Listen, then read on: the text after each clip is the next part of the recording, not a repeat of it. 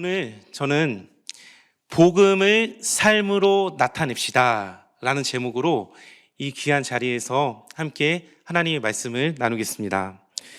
우리 동강교회는 가장 큰 핵심의 주제로 기도, 전도, 강도 이 말씀이죠. 그것에 대해서 365 이 전도와 함께 또 온라인 밴드 등을 통해서 이 중보 기도 그리고 말씀 읽기를 통해서 함께 은혜를 나누며 우리의 모든 삶 가운데 하나님의 일하심을 보고 있습니다. 이제 2022년이 시작되었습니다. 바라기는 우리 모든 성도님들의 가정마다 하나님의 은혜가 함께하기를 소망하고, 우리가 2022년을 시작하면서 우리 너무나 잘 알고 있는 말씀인데, 우리 이 말씀 시편의 말씀을 함께 한번 믿음으로 한번 고백하겠습니다. 시편 23편 4절의 말씀입니다. 같이 고백합니다. 내가 사망의 음침한 골짜기로 다닐지라도 해를 두려워하지 않을 것은 주께서 나와 함께 하심이라. 주의 지팡이와 막대기가 나를 안위하시나이다. 할렐루야. 때로는 우리 한 해 살아가면서 좀 어렵고 힘들고 그 아픔의 길이 있을지라도 마치 사망의 음침한 골짜기를 가는 그런 모습일지라도 주님께서 우리와 함께 하시기 때문에 우리는 이 믿음의 길을 걸어가는 줄 믿습니다. 이 다윗의 고백, 여호와 하나님이 나의 목자 되시고 그 삶을 철저히 인도하시기 때문에 우리는 큰 기대와 소망을 품고 살아갈 수 있습니다.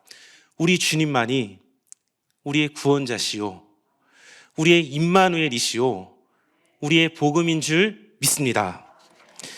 보통 우리 모두는 한 해를 이렇게 마무리하고 또 다른 이 한 해를 시작할 때마다 만나는 여러 사람들에게 축복의 그런 문안을 하고 인사를 합니다.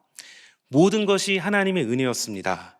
정말 새해에는 하나님의 축복 많이 받으세요, 이렇게 인사하지 않습니까? 우리 그런 의미로 우리 옆에 보시면서 우리 이렇게 한 번 더 인사하겠습니다.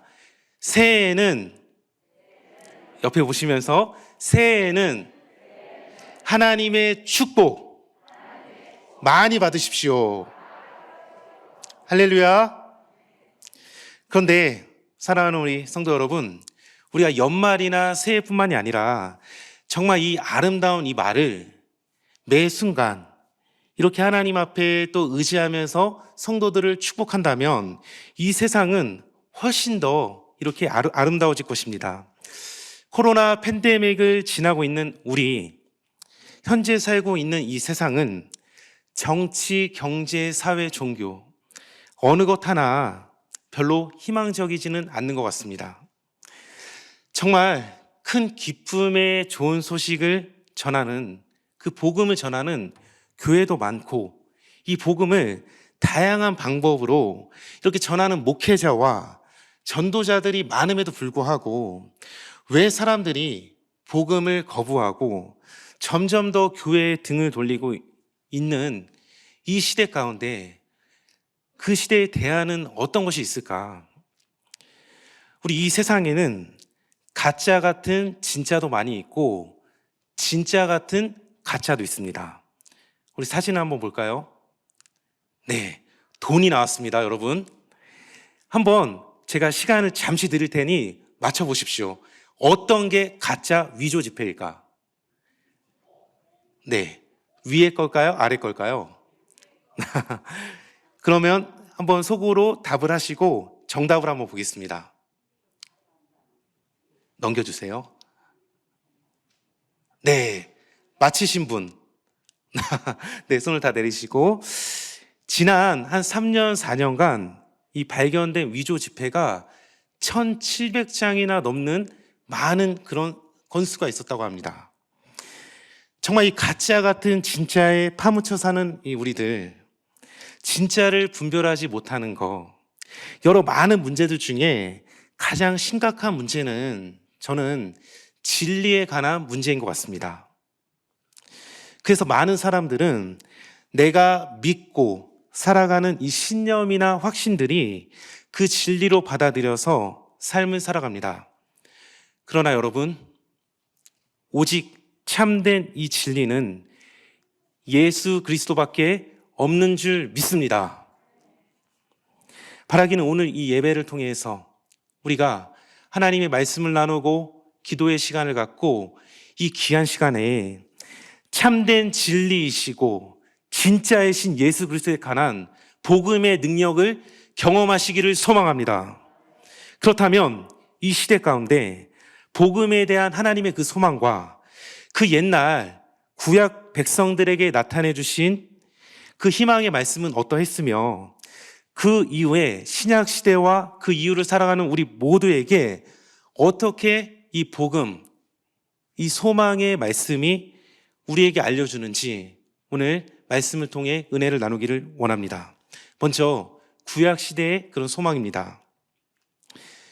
예나 지금이나 우리 모든 사람들은 서로 사랑한다고 이렇게 말하다가도 사소한 말 한마디 때문에 그 이해관계 때문에 그 사랑을 미움과 증오로 바꿔버리기도 합니다. 때로는 사랑이라는 이름으로 서로에게 상처를 주기도 하고 자신의 이익을 따라서 이렇게 배신하는 그런 모습도 나타납니다. 한 번은 이제 저희 가정에 우리 딸 예은이와 동생 예찬이가 항상 자기 전에 저녁에 하는 것이 있습니다. 무엇일까요? 기도. 네, 역시 거룩하십니다. 항상 하는 것은 양치질입니다. 양치질. 자기 전에.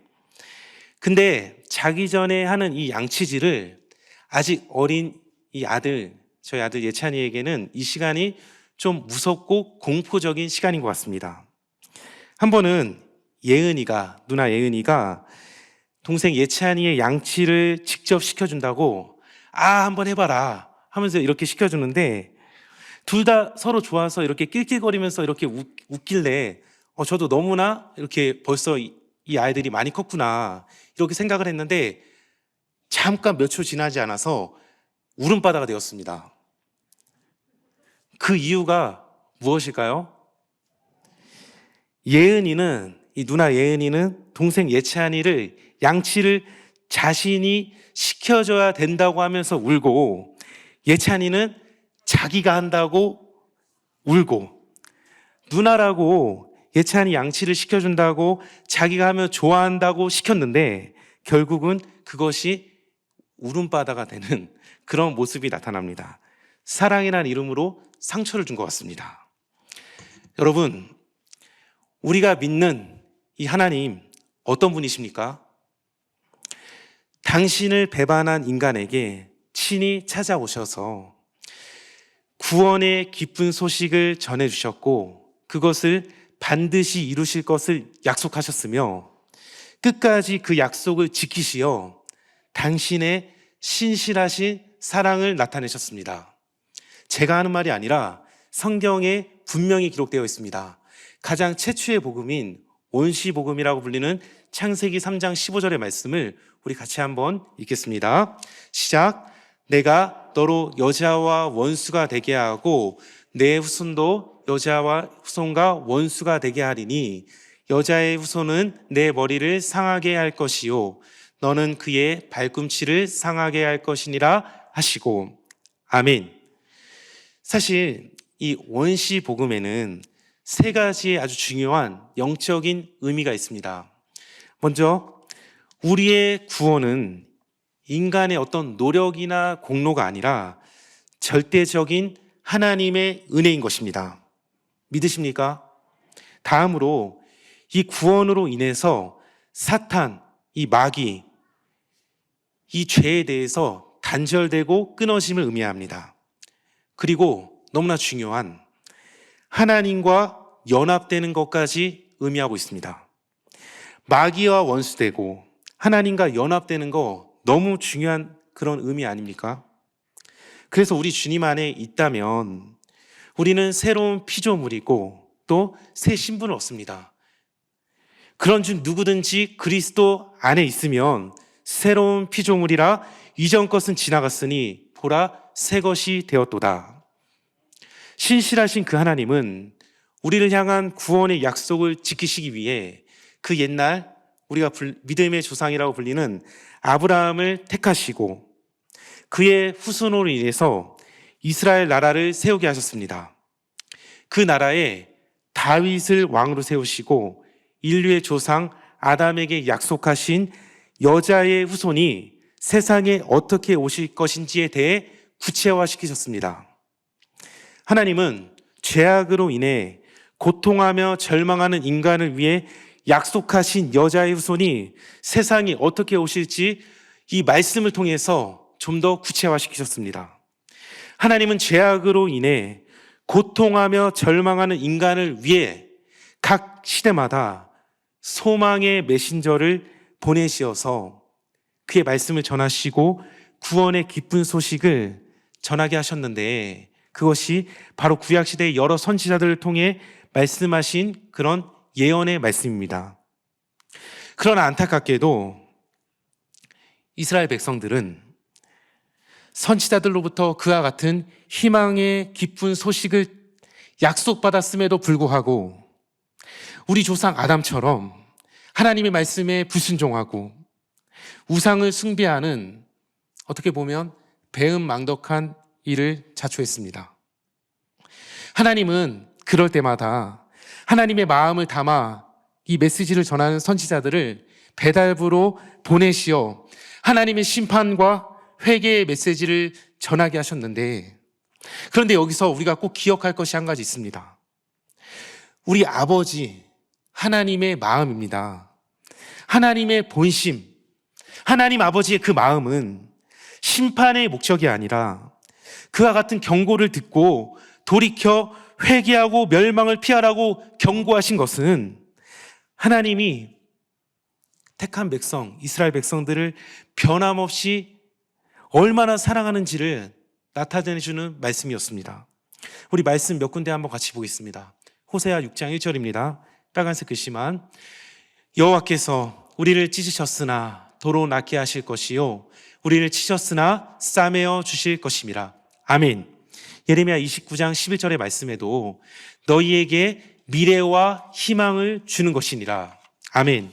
그리고 구약의 마지막 선지자인 말라기서에서도 보니까 4장 6절입니다.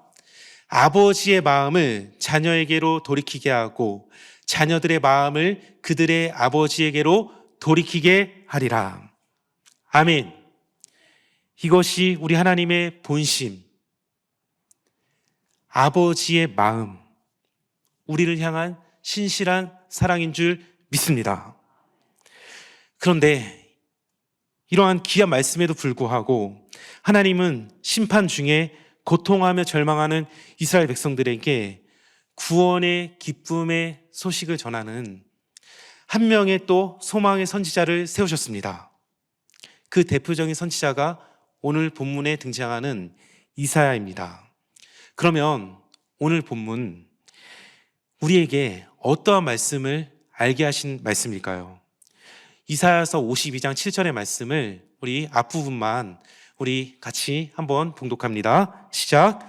좋은 소식을 전하며 평화를 공포하며 복된 좋은 소식을 가져오며 구원을 공포하며 시온을 향하여 이르기를 내 하나님이 통치하신다. 아멘. 성경의 이사야서는 이 66장으로 가장 큰 주제는 심판과 하나님의 구원의 회복입니다. 오늘 본문이 기록된 이사야서 52장은 더 이상 희망이 없어 보이고 소망이 없어 보이는 이스라엘 백성들에게 선포되는 미래의 약속의 말씀입니다. 하나님께서는 이사야 선지자를 통해서 자기 백성들에게 베푸실 구원을 자신의 종을 통해 말씀하시며 예언하셨습니다. 그리고 더 나아가서 여호와의 구원의 약속에 대한 그 근거한 이사야 선지자의 각성의 촉구였습니다. 그 촉구는 구원의 날을 눈으로 보고 선언하듯이 얼마나 생생한지 마치 이스라엘의 회복을 묘사하면서 부정한 삶으로부터 떠날 것과 정결한 삶을 요구하는 모습이 나타납니다. 그 각성의 촉구입니다. 그 가운데서도 여호와 하나님의 승리를 전달하는 전령의 모습을 묘사하고 있습니다. 그리고 하나님의 왕되심을 선포하고 있습니다. 전령이 무엇입니까? 명령이나 중요한 지시, 이 하달받은 내용들을 전달하는 그런 직책을 의미합니다. 내 생각이 아닙니다. 나의 주관이 아닙니다. 위에서 내려온 그대로 전달하는 그런 직책입니다. 오늘 본문에서 먼저 1차적인 이 의미는 바벨론의 압제하에 이스라엘 자손이 회방되어서 시온으로 귀환할 것이라는 그 소식을 전하는 것을 의미합니다. 해방과 자유를 의미하는 것인데, 이 시온, 하나님이 약속하신 구원의 장소이고 하나님의 임재가 나타납니다. 시편 기자는 이렇게 고백합니다. 시편 132편 13절의 말씀. 여호와께서 시온을 택하시고 자기 거처를 삼고자 했다. 그런데 조금만 더 깊게 들어간다면 이 말씀은 근본적으로는, 이 52장의 말씀은 우리 주 예수 그리스도의 탄생과 관련되고 있습니다. 예수 그리스도께서 오실 메시아다. 천사는 베들레헴 지경의 목자들에게 이렇게 말씀하지 않았습니까? 보라, 내가 온 백성에게 미칠 큰 기쁨의 좋은 소식을 너에게 전한다. 그렇게 선언하였는데 이 말씀의 내용이 그것과 너무 깊은 관계를 갖고 있습니다. 이 사건은 인류 스스로 해결할 수 없는 죄와 영원한 사망, 그 문제를 해결하는 초석이 됩니다. 좀만 더 확장해 보면 죄와 영원한 사망의 문제를 우리가 해결할 수 없기에 그리스도께서 이 땅에 오셔야지만 그 죄와 사망의 문제에서 해방되고 그 약속의 말씀을 믿는 자에게 우리 주님께서는 이제 죄와 사망 그 모든 모습이 아니라, 그 비참한 그런 모습이 아니라 하나님의 다스림을 받는 백성의 권속이 되게 하는, 나타내는 표현이라는 것입니다. 사도 바울은 이 말씀을 에베소서에서 이렇게 고백합니다. 에베소서 2장 19절. 그러므로 이제부터는 너희는 외인도 아니요 나그네도 아니요 오직 성도들과 동일한 시민이요 하나님의 권속이라. 믿으십니까? 하나님의 권속이다. 권속이 뭡니까? 함께 속해져 있는, 더 깊은 의미로 가족까지 나아갑니다. 하나님께 소속된 자녀요. 우리 그동안 많은 말씀 듣지 않았습니까? 상속자입니다. 이 약속의 말씀을 믿으시기를 간절히 소망합니다. 다시 한번 이사야서 52장 7절 하반절의 말씀을 우리 빨간색 글씨만 한번 읽겠습니다. 시작. 산을 넘는 발이 어찌 그리 아름다운가. 아멘. 사랑하는 여러분, 이 발은 신체 중에 아름답지 못한 부분으로 간주되옵니다. 특별히 이 발은 그 옛날 이스라엘에서 더러움에 상징하고 불결한 것으로 이렇게 상징했습니다. 예를 들어서 우리 구약의 출애굽기 3장에도 보면 하나님께서 모세를 부르실 때도 내 신을 벗어라 말씀하셨고, 우리 신약의 예수님도 제자들의 더러운 발을 씻기셨고 발의 먼지를 털어버리라고 이렇게 말씀하셨습니다. 그런데 여기서 나오는 이 발, 이 히브리어 원뜻으로 보면 모든 이 발은 남성 단수로서 그의 발에 해당하는 모든 그런 말씀을 수식하고 있습니다. 이 발이 좋은 소식을 전하고 평화를 공포하고 좋은 소식을 가져오며 구원을 공포하고 시온을 향하여 이르기를 내 하나님이 통치하신 자는 다는 이 발. 그러면 이 본문에서 이 발걸음이 아름답다고 한 이유가 어떤 것일까요? 복음을 전하는 발걸음이기에, 그 발걸음에 복음을 전하는 사명이 있기에, 그럼에도 불구하고 그 발을 통해서 아름다운 하나님의 구원의 소식이 전해지기 때문인 줄 믿습니다. 우리도 마찬가지 아닙니까? 우리 무엇이 아름답습니까? 우리의 겉에 보이는 그런 외모입니까? 자랑입니까? 우리의 영적인 아름다움, 이 아름다움의 미는 복음을 전하는 우리의 모습이고 발걸음인 것입니다. 그래서 이 본문은 궁극적으로 사탄의 세력에 포로된 자들에게 영적 구원의 기쁜 소식을 전하는 복음 전파자들의 사역을 가리키고 칭송하는 의미로 이해할 수 있습니다. 그들이 전하는 이 좋은 소식, 평화 없는 소식에 평화를 가리키고 포로된 상체에게 그런 모습에서 백성들에게 구원이 온다. 저항할 수 없는 외세의 압제를 받고 있던 그런 민족에게 하나님이 친히 통치하실 거라는 하나님의 왕되심의 약속의 말씀, 왕권의 소식입니다. 이런 소식을 전하는 그 전령들의 모습이 그 백성들의 눈에는 얼마나 아름답게 비추어졌는지 우리는 능히 추측할 수 있을 것입니다. 그래서 이 신약의 위대한 사도 바울도 이러한 문맥의 말씀을 통해서 이 복음 전하는 자들의 발걸음이 얼마나 아름다운지 우리 로마서 10장 15절의 말씀을 같이 한번 읽겠습니다. 시작. 보내심을 받지 아니하였으면 어찌 전파하리요? 기록된 바 아름답도다. 좋은 소식을 전하는 자들의 발이여함과 같으니라. 아멘. 이사야나 바울 모두 아름다운 구체적인 대상으로 좋은 소식을 전하는 자들의 발이라고 말하고 있습니다. 많은 사람들로 하여금, 잘 들으십시오. 많은 사람들로 하여금 믿어 구원에 이르게 하는 복음을 전하는 발걸음이기에 정말 영광스럽고 가치 있는 말씀의 기록이기 때문에 이사야서 52장 7절과 신약의 로마서 10장 15절에는 이 말씀이 분명 나타나는 것입니다. 다음으로 신약 시대의 소망입니다. 이스라엘 백성들은 각 시대마다 하나님이 보내신 선지자들의 그런 심판의 메시지를 듣고서도 하나님의 기대와 달리 고집을 부리고 회개하지 않았기 때문에 결국 멸망당했습니다. 그 때문에 이스라엘의 운명은 다 끝난 것처럼 보였으나 끝까지 사랑하신 그 하나님은 심판 가운데서 새 일을 시작하셨습니다. 그것이 이스라엘이 멸망당한 후에 400년이라는 긴 세월 동안 그 고통 중에서 아무런 소망도 없어 그렇게 살아갈 때에 하나님께서는 앞에도 언급을 했지만 가브리엘 천사를 보내셔서 가브리엘을 소망과 희망의 메시지를 전하는 메신저로 삼으셨습니다.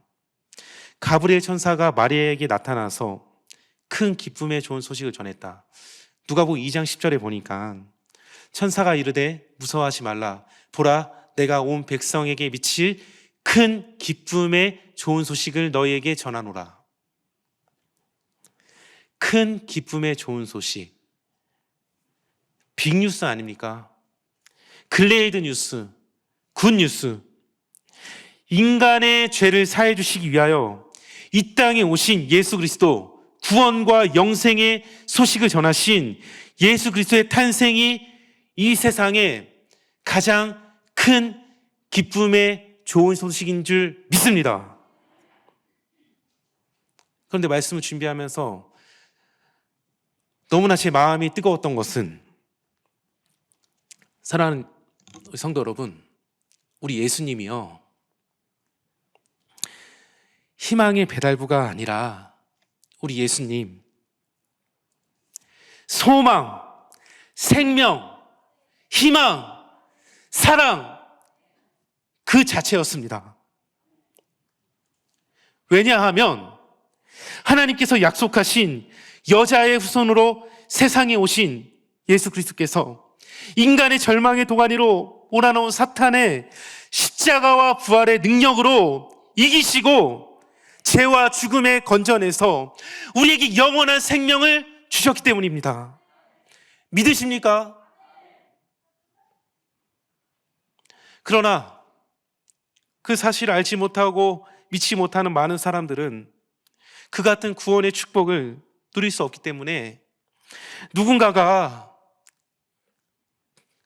정말 그 큰 복음의 기쁨의 좋은 소식을 십자가와 부활과 복음을 절망하는 모든 인생들에게 널리 전해줘야 할 희망의 메신저가 필요하였습니다. 하나님께서는 그 일을 위해 구약시대처럼 또 다른 선지자를 세우거나 이 신약의 가브리엘과 같은 천사를 동원하지 않으셨습니다. 이제 그 이유는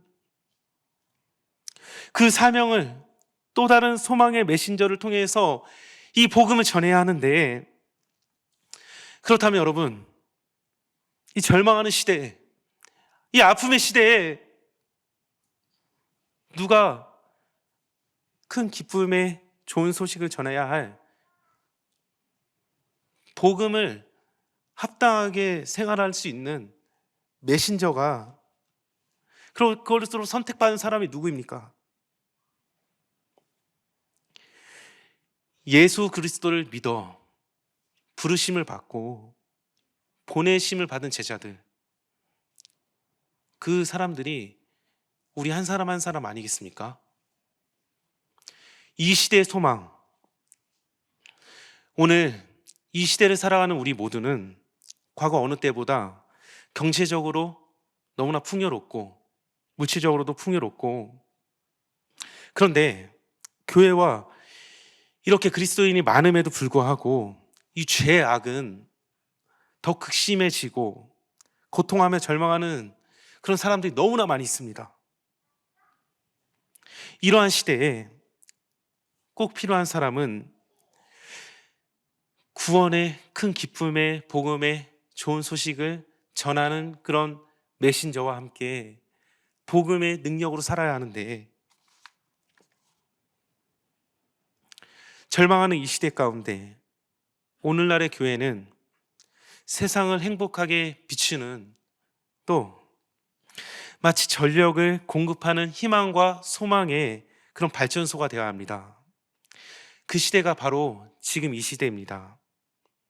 우리는 날마다 하나님 앞에서 내 자신을 돌아보고 각성해야 될 줄 믿습니다. 사도 바울, 그 당시 로마 제국이 기독교를 잔혹하게 박해하고 있는 가운데서도 주님을 배반하지 않고 굳건히 믿음을 지키는 그런 성도들에게 아픔과 절망의 탄식 소리가 아니라 소망으로 이렇게 말씀했습니다. 고린도전서 9장 14절의 말씀을 우리의 말씀으로 받으십시오. 우리 빨간색만 우리 힘차게 한번 읽어보겠습니다. 시작. 복음으로 말미암아 살리라. 한 번 더 고백하겠습니다. 복음으로 말미암아 살리라. 아멘. 빌립보서 1장 27절. 복음에 합당하게 생활하라. 여러분, 우리 그동안 정말 너무나 많은 설교 들었고, 너무나 많은 말씀 읽었고, 너무나 많은 주의 복음을 들었는데, 이 바울이 어떻게 말씀하고 있습니까? 그냥 읽고 듣고 우리 생각으로만 머무는 것이 아니라 복음으로 합당하게 생활하라, 복음으로 살아라, 그렇게 말씀하고 있지 않습니까? 우리 예수님은 그 옛날 세례 요한의 외치는 광야의 그런 공허한 소리가 아니었습니다. 말씀이 육신이 되어 오신 이 예수님은 십자가에 달려 죽으심으로 온 백성에게 미칠 큰 소망이었습니다. 예수 그리스도는 결코 좋은 소리만을 전하는 그런 입이 아니라 자신의 몸을 들여서 사랑을 삶으로 녹여 그 기쁨을, 그 복음을 전한 아름다운 발이셨습니다. 절망이 가득한 이 시대를 살아가는 우리 모두 각자의 자리에서 큰 기쁨의 좋은 소식을 전하는 그런 메신저로만 끝나는 것이 아니라 그것으로만 만족하지 말고 예수님의 말씀을 삶으로 녹여내어 절망하는 이 시대 가운데 우리 동강의 모든 성도님들이 아름다운 발이 되시기를 소망합니다. 삶으로 복음을 살아내야 될 줄 믿습니다. 그러한 은혜, 우리의 힘으로 할 수 없습니다. 주 여호와의 능력, 하나님의 성령으로 할 줄 믿습니다.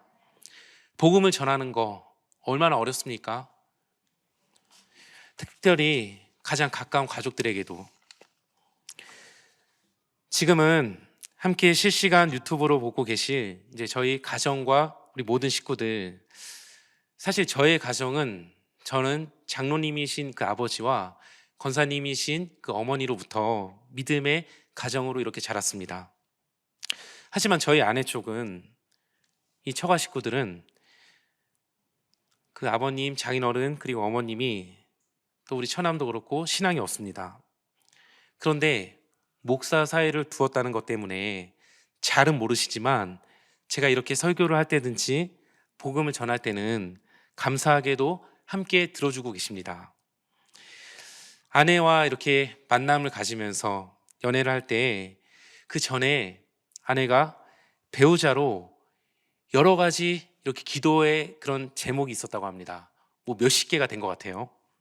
그 중에 믿음이 좋은 동역자 같은 남자, 부모님이 허락하지 않는 사람이랑은 절대로 결혼하지 않는다, 그리고 마지막이 곧 전도사, 목사는 안 된다. 그런데 이렇게 교제를 어떻게 하게 되면서 이렇게 처음 이제 장인어른과 장모님, 아버님, 어머님을 뵈러 가던, 인사하던 날이 그 처음이 상견례 전 결혼 승낙을 받기 위해 찾아간 날이었습니다. 사실 저도 많이 긴장을 했죠. 근데 만남 후에 놀랍게도 저를 한 번 보셨는데 그 아버님과 어머님이 승낙하신 것입니다. 빼도 박도 못하는 하나님의 기도의 응답이라고 제 아내는 얘기했습니다. 아버님이 아내에게 승낙을 하시면서 한 가지 이렇게 말씀을 했다고 합니다. 믿지 않으시는 분이시기 때문에, 또 전라도 분인데 약간 거친 부분도 있습니다. 마음은 너무나 따뜻하지만 이렇게 얘기했다고 합니다. 네가 도통 미쳐야지. 예수한테 미쳤으니까 똑같이 미친놈이랑 만나서 결혼해야 행복하게 살지. 저는 한순간에 미친놈이 되었습니다. 그래도 감사합니다. 주님 때문에 이런 소리를 듣는 거. 아내는 그 말을 듣고서 슬펐을까요? 기뻤을까요? 매우 기뻤다고 합니다. 왜냐하면 자신의 모습이 예수님을 미치도록 사랑하는 것이 그 믿지 않는 아버지의 눈에 보였다는 것, 그리고 아내의 기도를 뛰어넘은 하나님의 인도하심이 드러났기 때문에 우리 아내가 복음을 드러내며 자신이 그렇게 삶을 살았기 때문에 지금은 사위인 저를 우리 아버님께서 장인어른을 찾아뵈면 이렇게 제철 음식을 직접 요리를 해주십니다. 감사합니다, 아버님. 이렇게 요리를 해주시는데 아내 말로는 결혼 전에 한 번도 먹어보지 못한 그런 음식이라고 합니다. 저한테는 직접 얘기는 안 하시지만 아내에게 그래도 송서방이 교회에서 열심히 사역하는 것 같아서 볼 때마다 너무 힘들어서 이렇게 준비해 주신다고 합니다. 그러면 저는 이 아직 믿지 않는 우리 처가 가족들을 위해서 어떻게 해야 될까요? 기도해야죠. 당연히 기도해야 합니다. 또 하나님 앞에 엎드리는 거 당연한데 우리가 정말 예수 믿는 사람으로서 복음이 나의 심장 가운데 있어서 내 마음을 뛰게 하는 그런 모습을, 그런 삶으로 나타나야 되지 않겠습니까? 더 인간적으로도 노력하고 더 하나님의 자녀답게, 아, 저 사람 보니까 정말 교회 가고 싶구나, 예수님 살아계시는구나, 그렇게 우리가 복음에 합당한 삶을 살아야 되지 않겠습니까? 이를테면 우리 예수님의 사랑을 소리로만이 아니라 정말 사랑의 발이 되고, 겸손히 그 말로만이 아니라 정말 발이 되어서 강단에서 교회 오기만을 기다리는 것이 아니라 세상에 친히 찾아오신 우리 주님처럼 절망하고 아픔에 있는 그 사람들에게 직접 삶의 현장으로 찾아가서 아름다운 발이 되어야 될 줄 믿습니다. 그것은 말이나 글이 아닙니다. 각자의 목회자로서, 직분자로서, 우리 성도로서 각자의 삶에서 증거하는 복음의 증인인 줄 믿습니다. 사랑하는 우리 모든 성도 여러분, 우리 모두는 주의 성도들로 주님의 부름받은 자들인 줄 믿습니다. 그래서 복음에 합당한 삶과 그 복음을 말이 아닌 삶으로 살아가야 합니다.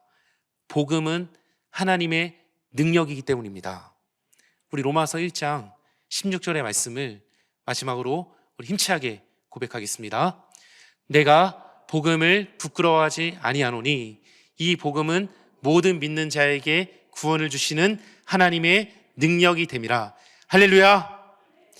모든 믿는 자에게 주시는 하나님의 능력, 복음을 삶으로 나타내어 우리 살아가시는 주의 성도들이 되시기를 예수 그리스도의 이름으로 축복합니다.